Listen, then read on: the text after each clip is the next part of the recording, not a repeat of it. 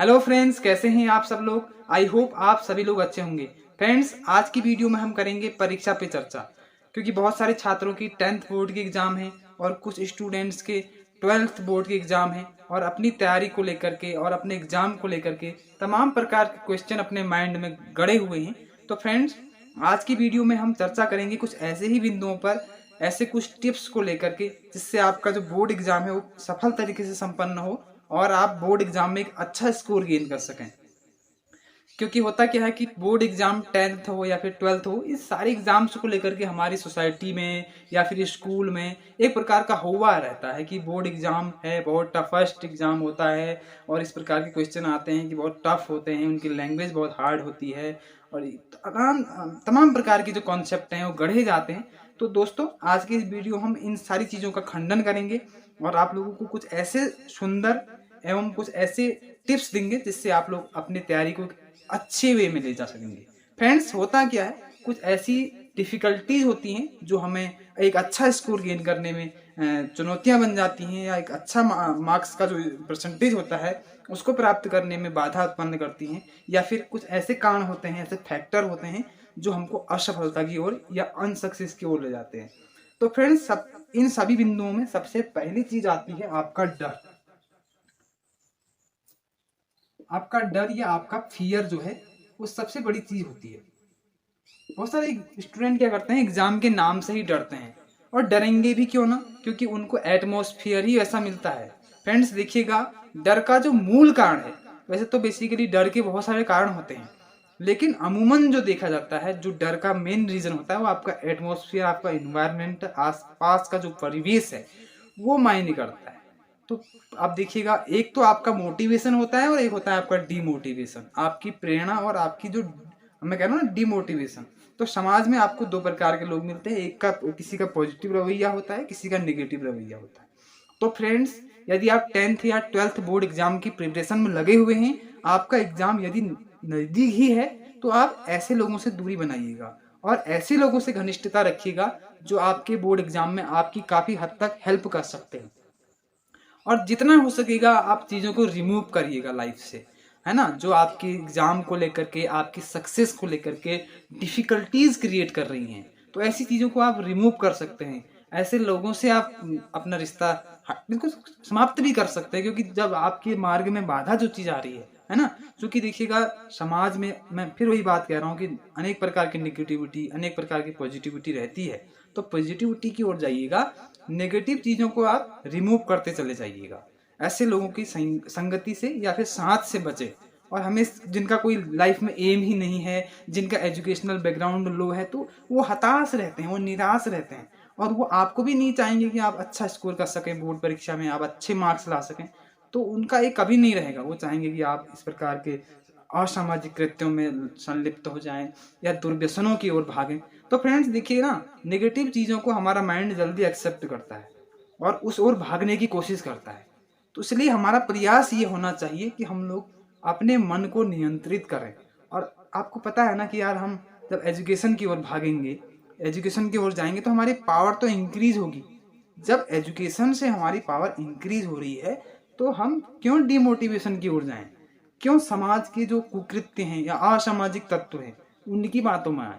तो इससे आपके मन में भय तो क्रिएट होगा ही, क्योंकि आप असामाजिक तत्वों में जा रहे हैं। फिर आप एग्जाम देने की तो नहीं सोचें, क्योंकि आपका एग्जाम कहाँ से अच्छा हो जाएगा। साल भर मस्ती मारी आपने, है ना, आप असामाजिक लोगों के साथ रहे, तो आपका एग्जाम कभी सही नहीं हो सकता। इसलिए मैं आपसे कह रहा हूँ, एग्जाम नजदीक है तो त्याग दीजिएगा ऐसे लोगों को, या फिर ऐसी कोई भी चीज जो आपकी सक्सेस में बाधक है। ठीक है ना, तो ऐसे लोगों से यारी रखिएगा, ऐसे लोगों से घनिष्ठता बढ़ाइएगा जिनका एजुकेशनल बैकग्राउंड अच्छा है ना, या फिर जो आपको मोटिवेट कर सकते हैं, आपको लगता है कि इनकी मदद से हमारे मार्क्स गेन हो सकते हैं, अच्छे मार्क्स आ सकते हैं। तो इसलिए ऐसे लोगों के संपर्क में रहिएगा। और सोशल मीडिया या अदर प्लेटफॉर्म, फेसबुक, इंस्टाग्राम, तो इनका तो परित्याग करना ही पड़ेगा, आपको शुद्ध रूप से त्याग करना पड़ेगा। यानी यार, आज बंद कर दिया, फेसबुक बंद कर दिया 2-3 दिन, फिर मन कर रहा है यार रील बना लेता, रील दिखता है यार, उसके रील में कितने लाइक आए, यार उसके कितने फॉलोवर बढ़े, मेरे कितने बढ़े। तो ये देखिए ना, कोई मायने नहीं रखता है। जब आप सफल हो जाएंगे तो पूरी दुनिया आपके सामने खड़ी होगी। ये सोशल मीडिया क्या मायने रखता है, कुछ मायने नहीं रखता है ना। अभी आपकी उम्र ही क्या है, अभी आपके 18-19 साल की उम्र हो रही होगी।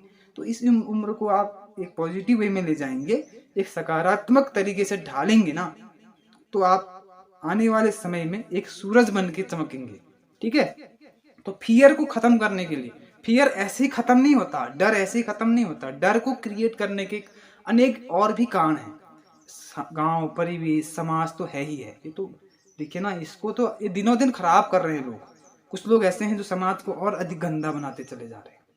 देखिए बहुत सारी पॉलिसीज आ रही हैं, समाज को सुधारने की कोशिश किए जा रहे हैं, लेकिन ऐसे लोग नहीं मानते हैं। फिर भी देखिए ना, मैं आपसे कह रहा हूँ कि कीचड़ पे पत्थर मत मारिएगा, कीचड़ से दूर रहेंगे तो बहुत फायदा रहेगा। अब कीचड़ पे पत्थर मारेंगे तो फिर वो आपके ऊपर ही गिरेगा। और देखिएगा ना, मेढक को कितने ही अच्छी जगह पर बैठा दो, कितने ही आलीशान जगह पर बिछा के मखमल में बैठा दो, तो कूद लगाएगा तो फिर भी पानी में लगाएगा, कीचड़ में लगाएगा। तो ऐसे लोगों का स्वभाव कभी चेंज नहीं होता है, जो लोग डिमोटिवेट करते हैं या आपकी सफलता में बाधक हैं। तो उनके बारे में थिंकिंग, ओवर थिंकिंग करने से आपका लॉस ही होने वाला है, फायदा नहीं होने वाला है। तो बोर्ड एग्जाम में अच्छे स्कोर गेन करने हैं तो आप लोग अच्छे संगति में जाइएगा, अच्छे संस्कार कीजिएगा, अपने इष्ट देवता की पूजा तो करें ही करें, साथ ही साथ कर्म करें, मेहनत करें, स्मार्ट वर्क करें। ठीक है ना, अपने सिलेबस को आप बेहतर तरीके से उसको कवर करें, पूरा करें, तो भय तो क्रिएट होगा ही नहीं। आप तो निष्पक्ष होके, निश्चल होके, आप निश्चिंत होके जाएंगे, है ना, क्योंकि आप ऑनेस्टफुली जा रहे हो ना, आपने मेहनत किया, आप गर्व से कहेंगे यार क्वेश्चन कोई आ जाए मैं पूरा कंप्लीट कर गया हूँ, कहीं से क्वेश्चन आ जाए। ठीक है, तो घबराहट तो होगी ही नहीं, आप तो एक्साइटेड हो जाएंगे वहां पर बहुत अच्छी तरीके से। आपको लगेगा यार मैं तो बहुत अच्छा कर सकता हूँ। आप 90 लाने होंगे तो आप 95 में जाएंगे, है ना। 95 लाने वाला बच्चा होगा तो वो 98 लाएगा। तो इस प्रकार की सिचुएशन होती है अगर आप इन चीजों को फॉलो करते हैं तो। ठीक है, तो फियर जो है ना, उसको निकालने का एक ही तरीका है कि आपको त्याग करना होगा ऐसी चीजों का जो आपकी सक्सेस के लिए डिफिकल्टीज क्रिएट करती हैं। दूसरी चीज आती है मोटिवेशन की। ठीक है, मोटिवेशन, मोटिवेशन या प्रेरणा कहाँ से है। देखिए मैं यही कह रहा हूँ कि एग्जाम के टाइम में जब आपका बहुत कम समय मिल रहा हो, या एक कम समय ही नहीं, या आप शुरुआत जब आप 10th में एंट्री कर रहे हैं या 12th की क्लास में एंट्री कर रहे हैं, तब से ही आपको बता दिया जाता है कि बोर्ड एग्जाम है, ऐसा होता है, तो टीचर्स के थ्रू भी तो मोटिवेशन तो मिलता रहता है, लेकिन उतना पावरफुल मोटिवेशन नहीं मिलता है। मैंने क्लासेस में भी देखा है, बहुत सारे टीचर्स है, हर कोई टीचर ऐसा नहीं होता, बहुत सारे टीचर ऐसे होते हैं जो स्टूडेंट को मोटिवेट करते हैं। हमारे खुद के टीचर बहुत ज़्यादा अच्छे थे, हमको मोटिवेट किया उन्होंने, तो इस वजह से हमारा भी मार्क्स अच्छा रहा था इंटरमीडिएट में। तो मैं आपसे भी यही सजेस्ट करता हूँ कि यदि आपको मोटिवेशन मिलता है शिक्षकों का तो बहुत अच्छी बात है। हो सकता है परिवेश, घर परिवार में आपको मोटिवेशन न मिला हो, गाँव में आपको मोटिवेशन नहीं मिलता हो, लेकिन विद्यालय में मोटिवेशन मिलता है तो बहुत बड़ी बात है। यदि विद्यालय में देखिएगा, कभी कभी क्या होता है कि विद्यालय में भी डिमोटिवेट हो जाता है स्टूडेंट, क्योंकि क्या होता है टीचर भी ना हर प्रकार का अलग अलग प्रकार का नेचर होता है। कुछ टीचर तो ऐसे होते हैं उनके बारे में क्या ही कहें। जैसे मैथ की क्लास है तो बच्चे को डांटना, उसको कमतर आंकना कि तेरा कुछ नहीं हो सकता, उसके लिए अपशब्दों का यूज करना। देखिए ये कहाँ तक न्याय संगत है, ये कहाँ तक जस्टिफाई है, ये बहुत ज्यादा अनुचित व्यवहार है। शिक्षक का कर्तव्य, मैं तो ये कहता हूँ कि यदि शिक्षक के क्लास में रहते हुए यदि स्टूडेंट फेल होता है तो उसमें टीचर की भी उतनी ही गलती है जितनी उस स्टूडेंट की है। तो अगर टीचर ने उसे मोटिवेट किया होता तो वो अनसक्सेस नहीं होता। आप उसकी अनसक्सेस में आपका भी रोल है, क्योंकि बच्चा यदि पढ़ नहीं रहा है ना, मैथ के सवाल नहीं बना रहा है, तो उसको डांट देंगे, आप उसको डिमोटिवेट करेंगे कि तू कुछ नहीं कर सकता, रोज ताने देंगे, बच्चा कहाँ से मेहनत करेगा। बच्चा तो वैसे ही निराश हो जाएगा ना, मैथ में तो वीक है ही है, एक सब्जेक्ट में तो वीक है ही है, उसके जितने अदर सब्जेक्ट हैं उसमें भी वीक होता चला जाएगा। तो ये टीचर भी ना, कुछ लोग ऐसे होते हैं जो डिमोटिवेट कर देते हैं बच्चे को, तो इसलिए टीचर्स को भी ध्यान रखना चाहिए। टीचर्स की भी रिस्पॉन्सिबिलिटी बनती है एग्जाम के टाइम में कि बच्चों को मोटिवेट किया जाए, अधिक से अधिक उनको प्रोत्साहित किया जाए। ये नहीं कि बच्चा कुछ याद ही नहीं है तेरे को, तो ऐसे भी टीचर्स होते हैं यार। तो देखिए इन चीज़ों से दूर रहिएगा आप। अगर आपको विद्यालय में मोटिवेशन नहीं मिल रहा है तो खुद को मोटिवेट करिए आप। सेल्फ मोटिवेशन एक बहुत बड़ी चीज़ होती है, और जिंदगी में कोई किसी का साथ नहीं देता है। मैं आपसे फिर कह रहा हूँ, कोई किसी का साथ नहीं देता, कोई किसी का नहीं होता है, और जिंदगी में खुद के दम पर आगे बढ़ना होता है, ये जिंदगी की सच्चाई है। कुछ स्टूडेंट 12th का एग्जाम दे रहे होंगे तो आगे को आपको लाइफ एग्जाम देंगे, आप घबराइएगा मत। ये तो आपका सब्जेक्टिव एग्जाम है, इससे क्या घबरा रहे हैं आप। इसके बाद आप कॉलेज में जाएंगे, वहाँ आप एग्जाम देंगे, एग्जाम ही तो देने हैं ना लाइफ पर। फिर जब कॉलेज के एग्ज़ाम क्वालिफाई कर जाएंगे तो फिर कंपटीशन के एग्ज़ाम, फिर कंपटीशन के एग्ज़ाम, उसके बाद फिर तो लाइफ भी एग्ज़ाम लेने लग जाती है।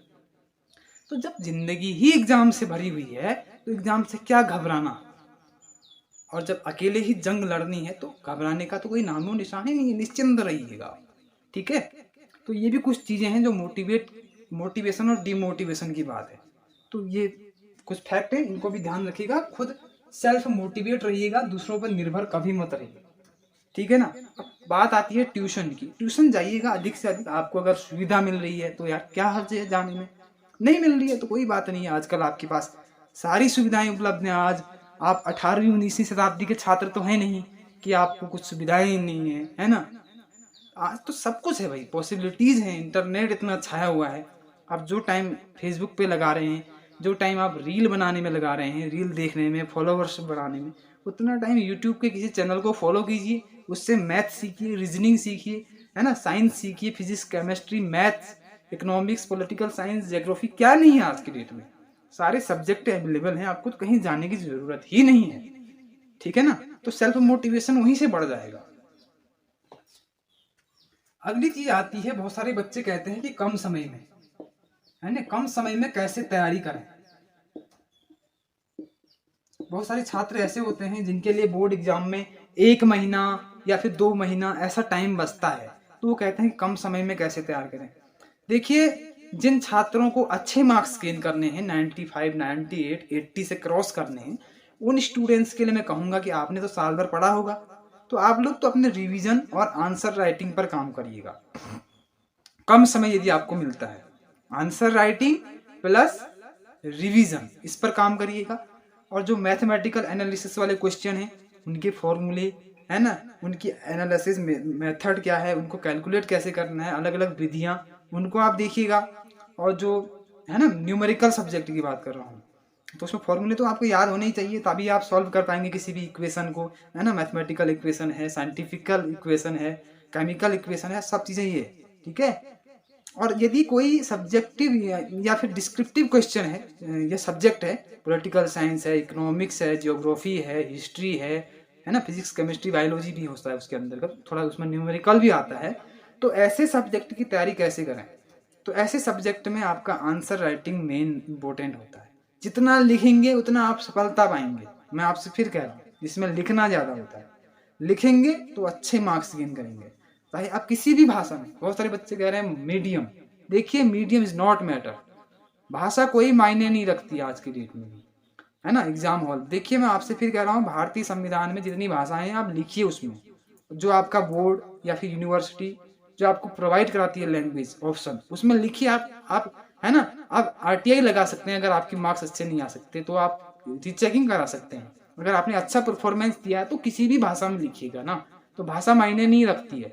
और अगर आप मदर लैंग्वेज में लिखेंगे, मातृभाषा में, तो वो और अच्छा होगा, क्योंकि मदर लैंग्वेज में जब आप लिखते हैं तो आप जैसे सब्जेक्टिव लिख रहे हैं, डिस्क्रिप्टिव लिख रहे हैं किसी सब्जेक्ट का, तो उसमें तो दिल से शब्द निकलते हैं ना। तो इंग्लिश है, अदर लैंग्वेज है, उसमें तो दिल से शब्द निकलेंगे ही नहीं।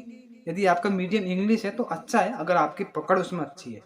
मैं ये नहीं कह रहा हूँ कि आपका लैंग्वेज, है ना, डिफरेंट सिचुएशन हो सकती है, किसी को इंग्लिश मीडियम अच्छा लगता हो तो अपने हिसाब से, अपने अकॉर्डिंग उस पर तालमेल बैठा के कर सकता है।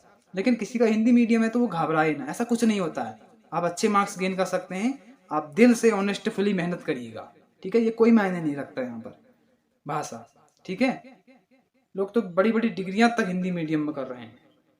तो ये सारी चीजें हैं जो आपको बोर्ड एग्जाम में ध्यान रखना है। कम समय की बात मैं कर रहा हूँ, तो 90 क्रॉस जिस छात्र को लेने हैं या 80 क्रॉस जिस छात्र को लेने हैं, तो साल भर तो पढ़ा ही होगा उसने।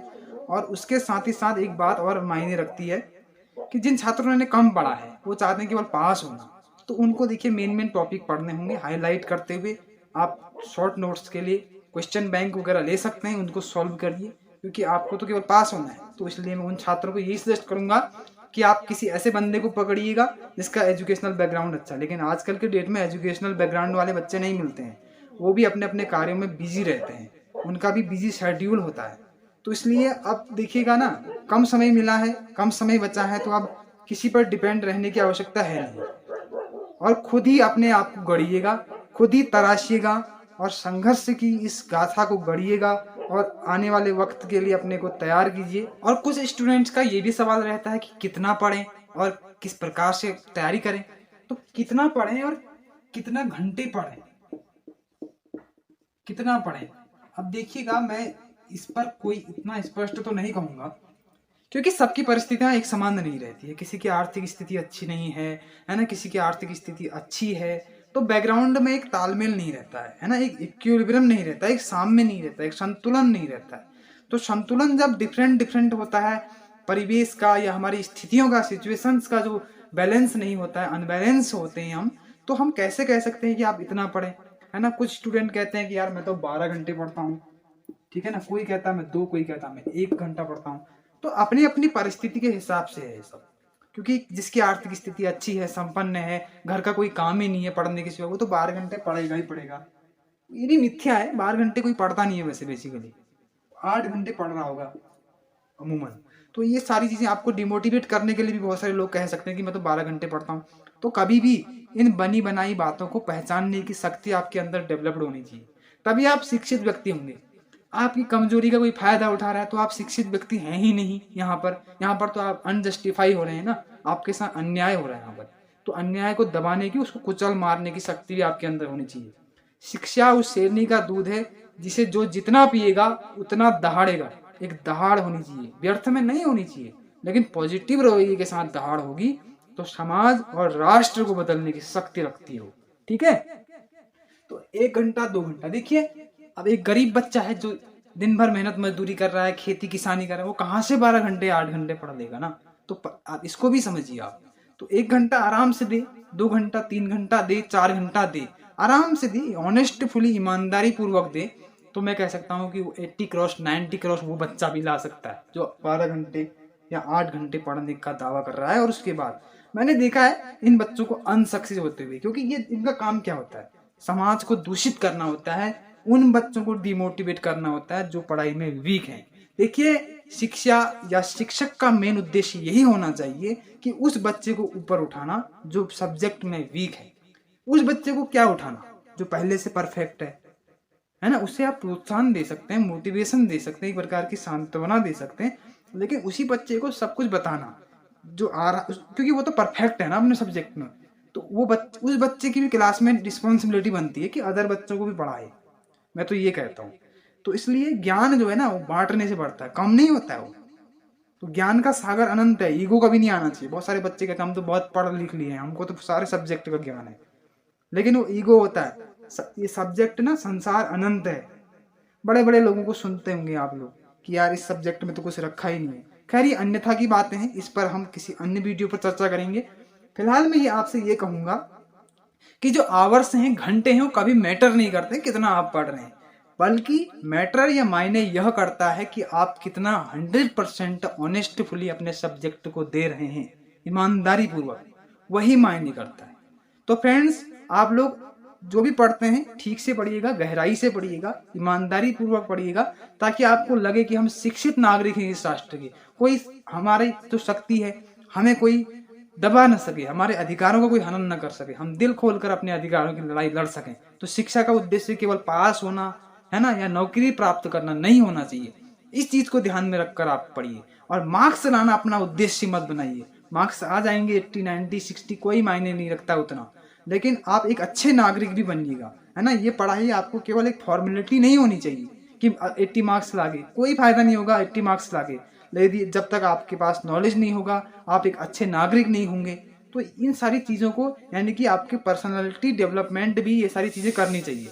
और फ्रेंड्स, बहुत सारे स्टूडेंट्स का ये भी क्वेश्चन रहता है कि पढ़ाई में मन कैसे लगाएं। बहुत सारे स्टूडेंट्स जनरली क्वेश्चन करते हैं। तो फ्रेंड्स देखिएगा, पढ़ाई एक ऐसी चीज है जिसमें मन लगना असंभव होता है, बहुत ज्यादा डिफिकल्ट होता है मन लगना।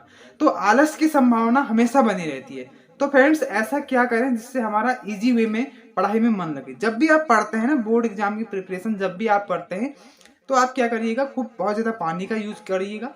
और जब भी आपको आलस हो या फिर नींद की फीलिंग आए, तो सबसे पहले आप क्या करिएगा, आंखों में आप पानी की छपकी जरूर मार लीजिएगा, जिससे आपकी जो नींद है वो भागने लगेगी और आप पढ़ाई की ओर खुद ही अट्रैक्ट होने लग जाएंगे। तो माइंड शांत हो जाएगा, कूल हो जाएगा। तो इस ट्रिक को भी आप जरूर फॉलो करिएगा अपनी स्टडी के दौरान। तो फ्रेंड्स, ये बहुत सारी कुछ टिप्स थी जो आप अपने बोर्ड एग्जाम को लेकर के अपने एग्जाम के दौरान जब आप एग्जाम हॉल में एंट्री करते हैं तब आप इन टिप्स को फॉलो करके एक अच्छा स्कोर गेन कर सकते हैं और अच्छे मार्क्स ला सकते हैं। तो फ्रेंड्स, आई होप आप सभी को हमारे द्वारा दी गई टिप्स पसंद आई होंगी। मिलते हैं किसी नेक्स्ट वीडियो में, तब तक के लिए आप पढ़ते रहिएगा, पढ़ाते रहिएगा, खुश रहिएगा।